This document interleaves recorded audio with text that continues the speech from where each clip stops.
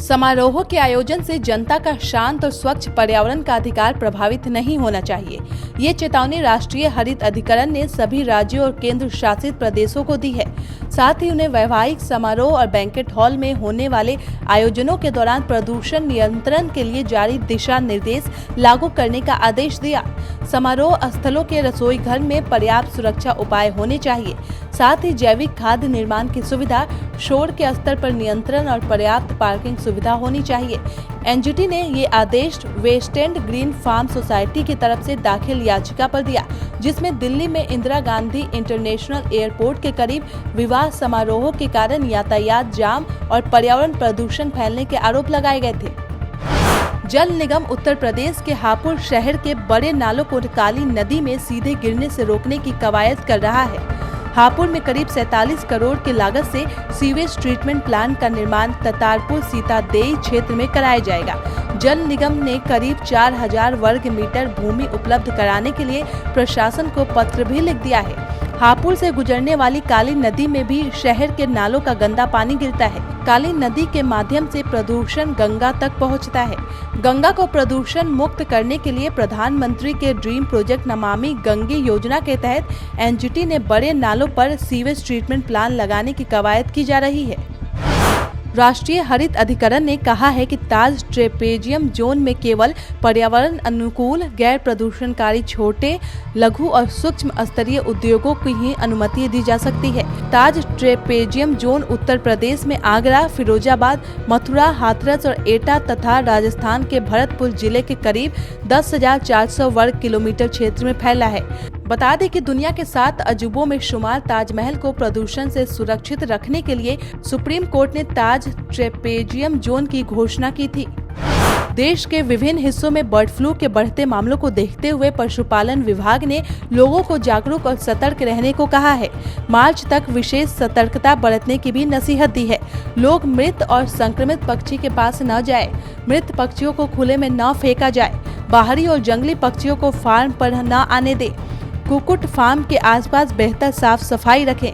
इसके साथ ही सरकार ने संसद में शुक्रवार को ये भी जानकारी दी है कि भारत ने बर्ड फ्लू के खिलाफ किसी भी टीके के उपयोग की अनुमति नहीं दी है और न ही अमेरिका, ब्रिटेन और यूरोपीय संघ जैसे अन्य देशों ने इस तरह के किसी भी टीके को मंजूरी दी है। सरकार ने ये जानकारी एक सवाल के जवाब में दिया। एक नए शोध के मुताबिक जलवायु परिवर्तन की वजह से SARS-CoV-2 का उद्भव हो सकता है। यही कोरोना वायरस का मुख्य कारण है। यूके के शोधकर्ताओं का कहना है कि पिछली सदी में वैश्विक ग्रीन हाउस गैस उत्सर्जन ने चमगादड़ों के वन निवास की वृद्धि को बढ़ावा दिया है।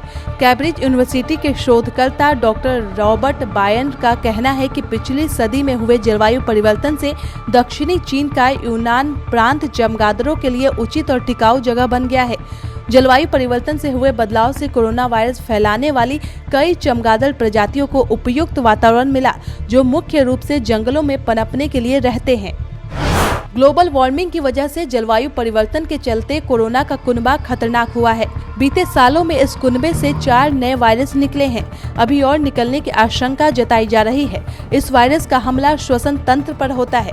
इस कारण श्वसन तंत्र की चिकित्सा के सामने नई चुनौतियां पैदा हो गई है। National conference on pulmonary diseases में विश्व भर के वैज्ञानिकों ने इस पर मंथन किया। नेपकॉन के साइंटिफिक सेक्रेटरी और इंडियन चेस्ट सोसाइटी के पूर्व अध्यक्ष डॉक्टर SK कटियार ने ये जानकारी दी है। स्वास्थ्य मंत्रालय द्वारा जारी आंकड़ों के मुताबिक देश में बीते 24 घंटे में 11,713 नए मामले सामने आए और इस दौरान 95 लोगों की मौत हो गई। इसके साथ ही संक्रमण से कुल मरने वालों की संख्या बढ़कर 1,54,918 हो गई है। देश में संक्रमितों की कुल संख्या बढ़कर 1,08,15,000 के पार हो गई है। पिछले 24 घंटों में 14,488 मरीज ठीक हुए हैं।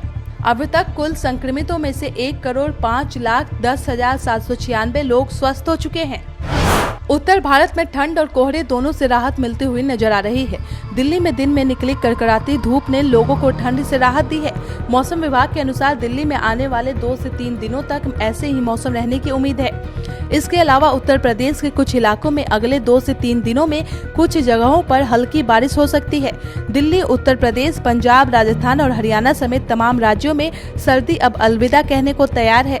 दिल्ली NCR में पिछले दिनों हुई बारिश की वजह से वायु गुणवत्ता में भी सुधार लगातार दर्ज किया गया है।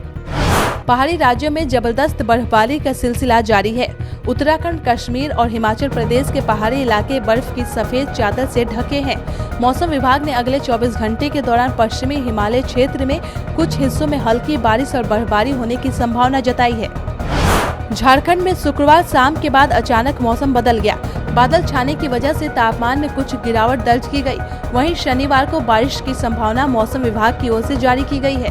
रांची के अलावा गुमला, बोकारो, डाल्टनगंज, सिमडेगा समेत कई जगहों पर गरज चमक के साथ बारिश की संभावना है। ऐसे में ठंड बढ़ने के भी आसार जताए गए हैं। सब्सक्राइब करें पर्यावरण पोस्ट।